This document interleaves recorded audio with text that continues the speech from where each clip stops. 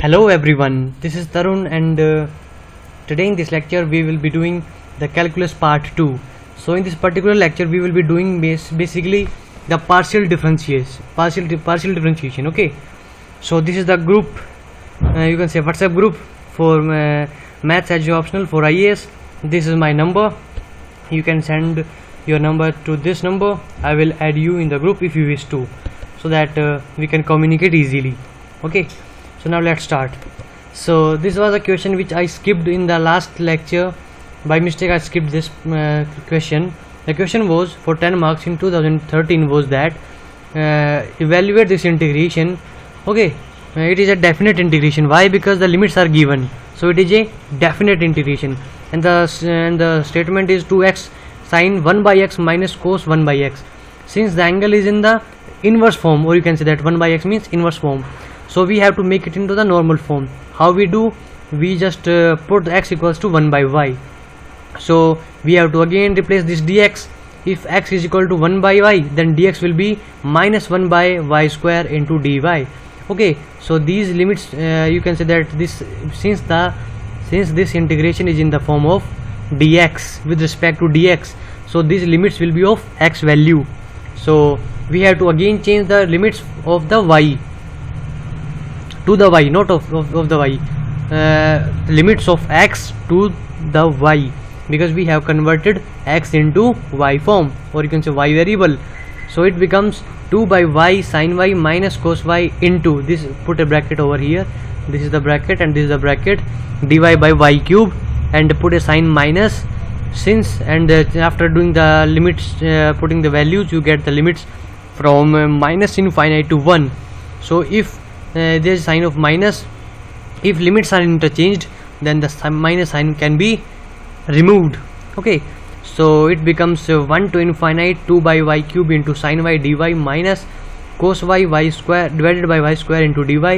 The limits are same for the both integration.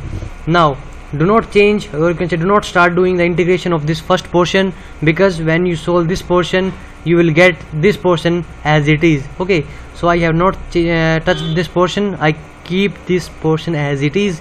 Now this is minus. So how I do this, in how I will be doing this integration of this function cos y by y square? By simplifying it, this integration by doing the integration by parts. Use the by parts method. When I do this, I got 1 by y square sin y minus integration minus 2 by y cube into sin y into dy. Since this portion and this portion are same, so both these you can say that both these integration get cancelled, so we are left with minus sin y divided by y square 1 to infinite. When after putting the values, we get the value sin 1 equals to 0.8414. okay, so these are some standard result I have compiled here for the another derivative. So like the y equals to, if y equals to x raised to the power m, then what will be the another derivative? So the value will be m factorial divided by n minus n factorial into x raised to the power m minus n. So these are some standard results for another derivative. You must remember, because these are very important. Sometimes the question can be asked, not directly, indirectly question can be asked. Okay, so you have to remember these 10. Now what will happen if we are given the two functions? Since it is only one function is given, like x raised to the power m is given. Okay, if there are two things are given, or you can say two different functions are given, like u into v, multiplication. Now what will happen? Now we will do the another derivative by the theorem called Leibniz theorem. What this theorem states, or what is the formula of this Leibniz theorem, is that it is same like binomial expansion, like nc0 nc1 plus nc2 and ncn, it will went up to ncn. Okay, where is the cursor? This nc0, nc1, nc2, and it will have went up to ncn. Now this is, now put uv in every, you can say, factor, uv. Okay, now you put another derivative here, one less than another derivative, again in the decreasing order, n minus 1, n minus 2. But in the v, you start from v, v1, v2, v3 and up to vn. Okay, this is the formula of the Leibniz theorem. Now we will be solving this Leibniz theorem, or you can say application of this Leibniz theorem with an example. And the question is y equals to x square into sin x. So find the another derivative of this. How to do the another derivative of this function? It is very simple, because it is a product of the two different function. One is x square and another is sin x. Now we will be considering x square as v, because we know that the first derivative of v, you can say x square, is 2x, and the second derivative is 2, and third is 0. So we will not be moving further beyond that v2 portion. Okay, so we have to calculate the value of un, u of n minus 1 and u of n minus 2. Okay, since y equals to x square sin x, and we have considered u as sine of x, so another derivative of u will be sine x plus n pi by 2, and in the un minus 1 by 2 in the sine, you can say that n minus 1 derivative, and u of n minus 2 derivative will be, just replace the n by the number of time you are calculating the differentiation, you just put that value of n. Okay, now let's move further. So it's the Taylor series again, but it is in the form of one variable, that is only in the term of x only. So express this polynomial 2x cube plus 7x square plus 6 minus 6 x plus x minus 6 in the power of x minus 2. So this is f of x, which is given 2x cube plus 7x square plus x minus 6. So we can, you can say, rewrite this x in the like this, 2 plus x of 2 plus x minus 2. If we this 2 get cancelled, this is only f of x only, so it is f of x. So we know the formula of expanding the Taylor series by this formula, f of a plus h, that is f of a plus h into f dash a plus h square by 2 factorial into f double dash. So the number of time you are doing the you can say derivative, the same number you have to do the power of h, and you have to divide the same function with the same factorial. The number of time you are doing the derivative, the number of time you have to divide the that number with that factorial. So f1 dash and f2 dash and f3 dash, we have calculated the you can say three derivative of the function. Now put the value 2, x equals to 2 in all these form. You get f of x equals to 40, f of 2 equals to 53, and f double dash you get 38, and f triple dash is 12. Now just put these values in the main formula, you get your answer like this. Okay, so now we starting the partial fraction, very important for the civil services. Why we are saying it is partial differentiation? Because in this partial differentiation, two variables will be given, and we are required to do the differentiation in the respect of both x and y. But at a single point, when we are doing the differentiation with respect to x, then we will be considering y as a constant, and vice versa. Okay, so I am assuming that z is a function of x and y, so del z divided by, or you can say del z by del x, that we will be calculating by considering y as a constant, and in the next we will be considering x as a constant. So it is Euler theorem of on homogeneous function. So what is homogeneous function? Homogeneous function is that in which the power of variables are same, okay, or you can say that uniform powers are there in the function, then the function is said to be the homogeneous function.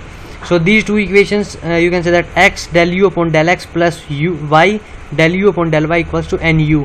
So it is for the degree 1, and for the degree 2 the function is x square del square u upon del x square plus 2xy del square u upon del x del y plus y square del square u upon del y square equals to n into n minus 1 into u.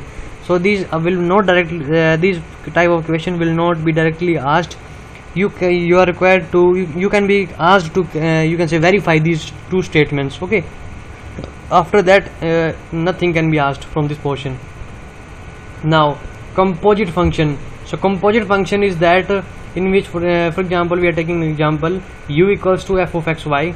U is a function of x and y, and here this x and y, these are also depending on some other variable called t, like x equals to phi of t and y is psi of t. Okay, so now we are required to calculate du by dt. How to calculate? So partial differentiation of u, that is del u upon del x dot dx by dt plus del u upon del y into dy by dt.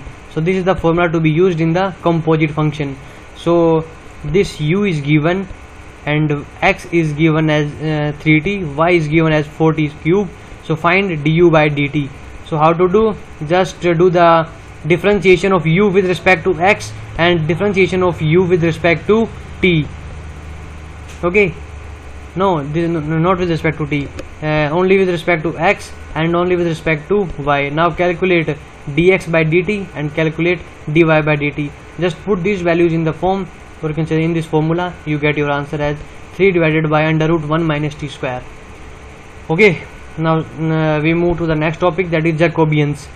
Jacobians, we will be you can say that solving questions of Jacobians in the next lecture, in which we will be doing the change of interval and multiple integration, double integration, triple integration, area, volume, how to calculate these things. Okay, so this is the application of Jacobians, we will be doing that. So but in this lecture you just understand what is Jacobian, in which two functions with two or more independent variables are given.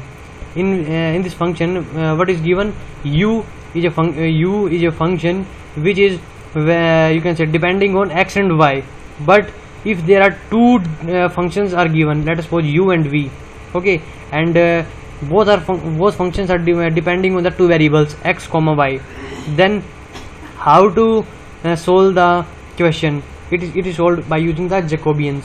What is the formula? The formula is very simple. You are required to solve out the determinant. Then of what determinant?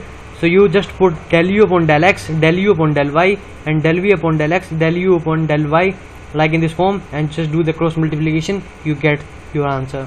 So how to remember? You have to put u in the row form and x, y, z in the vertical form. For example, if there is a u variable, so you write down in the horizontal form, v, keep it in the second row. If you are having the third w, then keep in the third form. If you are having the another variable, or you can say that if these are the function should be written in the horizontal form, and the variable should be written in the vertical form, like x, y, and z, which we have done here. Okay, now you understand how to remember these things. Okay, so here r is given in the so we are doing some questions related to that. Here r is given, theta is given, so we are required to evaluate del r comma theta divided by del x minus x comma y. So just do this, so just make this determinant and put the values after doing the simple differentiation, and do the simple calculation to calculate the determinant of these matrices. Okay, so you will get your answer. Now Taylor series for the two variables, as you can see, f of x plus h and x plus h comma y plus k. Here this h is the increment in x and plus k is increment in y. So what is the formula of f of x? This formula will be same as we have done in the one variable, but here the thing is that we are having the two variables, so we will be taking the two variable at one time. So this is f of x plus x comma y plus h into del of del by del x plus k into del by del y into f. What is f? F is the function given. So in the first time we are required to first time derivative. Again this is the power 2. Again the power will be 3 and 4, and subsequent with the power will be increasing. So we are calculating the first derivative, in the second we are calculating the double derivative, and so on. So this is the formula of the Taylor series in the two variables. Now let us understand this formula in much more depth by taking an example.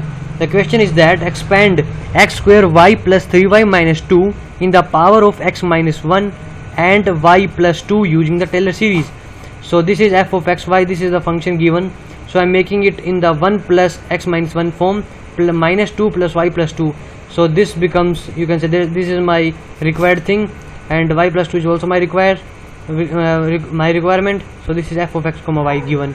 Now I do the derivative of this function with respect to x, again with respect to y. After doing this, I got this f of x, fy, not f of x, this is fx, this is fy, this is fxy, this is f double x, this is f double y, this is f triple y. After doing that, just put the value as 1 and minus 2, x equals to 1 and y equals to minus 2 in the function. You get your values. After doing that, after calculating these values, you just put in the formula and got your answer in this form. Okay, very easy it is. Now maxima and minima, that how to calculate the maxima and minima in the two variables. So it can be done, you can say that here, as you can see over here, this is the function f of x comma y. Here these two variables are given, x and y. So the procedure is very simple. You just calculate the differentiation with respect to x and with respect to y. Put the differentiation equals to 0, so that you can have a value of x or y. After that, you calculate the double derivative of the function with respect to x and with respect to f of xx and f of yy comma f of xy or f of yx. Okay, now when you have calculated the double derivative means you have calculated, I am assuming it is r. Double derivative with respect to y, I am taking it as t. The differentiation with respect to x and then with respect to y, I am taking it as s. So there are three conditions. If rt minus s square is greater than 0 and r is greater than 0, then there will be a maxima. If rt minus s square is greater than 0 but here r is less than 0, then there will be minima. By mistake I have written here, this will be corresponding to the minima, and this will correspond to the maxima. So in the third, you can see that rt minus s square less than 0. When it is less than 0, then there is no extreme values, no minima, no maxima.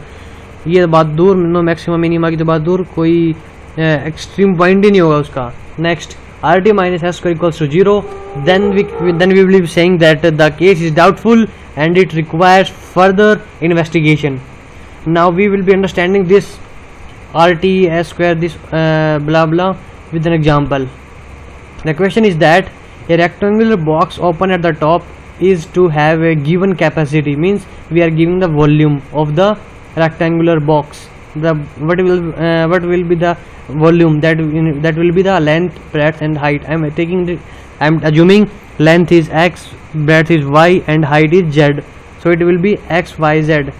Okay, so find the dimension of the box. We are required to calculate this value x, y, z. Dimension calculate करनी है of the box. Required least material for its construction, means the surface area should be minimum. So the box is open from the top, so we will do the we will not calculate the area of the topmost layer. After except that we have to calculate the area of every, you can say, that surface. So the surface area will be s equals to x y plus 2yz plus 2xz. Okay, so now we have to make it into the two variable only, and we are given v equals to xyz, so z will be v by x into y. Now replace this z by v by xy. Put this value, do the integration with respect to x, do the integration with respect to y, again do the double derivative, again do the double derivative, and again do the double derivative. Now after you have calculated the value of y, now put the value of y in this form and you get x equals to 2v बटे, you can say 2v बटे 2v by x, or you can say बटे means divided by, in Hindi बटे बोलते हैं हम in North India. Okay, so x equals to 2v but 2v by y square, and after doing this we get the value of x is this. Put the value of y x in the y form, you get the y value. This is also same, so x and y both are equal, and when you put z equals to v by xy, when you put value of x and y in this equation, you get the value of z. So you get the z is half of x and y. Okay, so this is the method of calculating the maxima minima in the two variables. Now Lagrange's method of undetermined multiplier. Why this method is used? So sometime we are getting you can say that question in which a function of 3 or more variables are given, then and the variables are not independent. So at the time and some relations are given between them. So at the time we use Lagrange's method of undetermined multiplier. But mind it, this method cannot determine the maxima or minima. It can find out the maximum value and minimum value. It cannot define the maxima or minima, whether there will be maxima or minima. It can only find maximum value and minimum value. Okay, so this question was asked in the UPSC 2014 for 20 marks. Find stationary values of x square plus y square plus z square. Sorry, I mistake it. I forget to write 2. So x square plus y square plus z square subject to the conditions. These conditions are given: this plus this equal to 1 and lx plus my plus nz equals to 0. So the procedure is very simple. So this function, this complete function, I am taking it x square plus y square, this the given, write down the given portion as it is, plus lambda into whatever conditions are given. You just write down the condition as it is, lambda into this plus mu into lx plus my plus nz. I have written over here. Now just do the differentiation and put the differentiation equals to 0. So df equals to 0 we have to put. So do the differentiation of this whole function with respect to dx, with respect to dy, with respect to dz. So when we when I calculated the differentiation of this function, I with respect to x, then I got this. When with respect to y, I get this. With respect to z, I got this. So I am taking it, I am putting these three values as 0 because the df is 0. Since df is 0, then it means dx, dy, all the things are 0. Only that's why we are getting df equals to 0. So I put this equals to 0. Now can you see, if I multiply these three equations by x, y, z independently, or you can say respectively, if I multiply this equation by x, this equation you can second equation by y, and third equation by z, after doing the multiplication with these variables, I add these three equations. After adding this, what it becomes? It becomes 2 into x square plus y square plus 2.